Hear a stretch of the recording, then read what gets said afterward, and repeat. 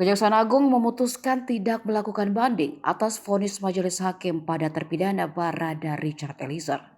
Dengan demikian, putusan hakim tersebut adalah inkrah dan berkekuatan hukum tetap.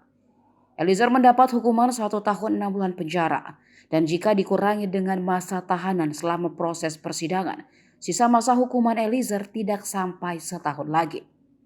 Kabar gembiranya, kemungkinan Eliezer akan bebas pada Juni 2023. Hal itu diungkapkan pihak Lembaga Perlindungan Saksi dan Korban atau LPSK yang menyinggung spesialnya jadi justice kolaborator, sehingga Barada Eliezer dapat bebas dari hukumannya.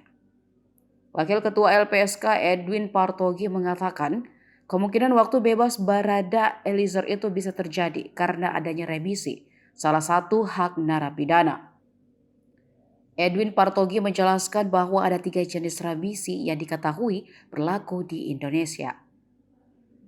Pertama, remisi biasa atau reguler yang bisa diterima oleh siapa saja, kecuali terpidana mati dan penjara seumur hidup. Kedua, remisi khusus yang diberikan pada saat hari-hari besar nasional dan keagamaan, seperti remisi Natal, Idul Fitri, dan Hari Kemerdekaan.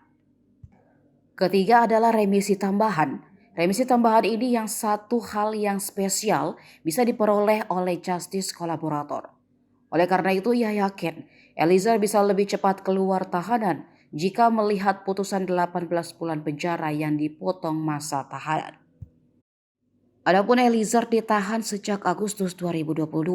LPSK juga akan mengirimkan rekomendasi revisi untuk Richard Eliezer sebagai justice kolaborator kepada Menteri Hukum dan Hak Asasi Manusia.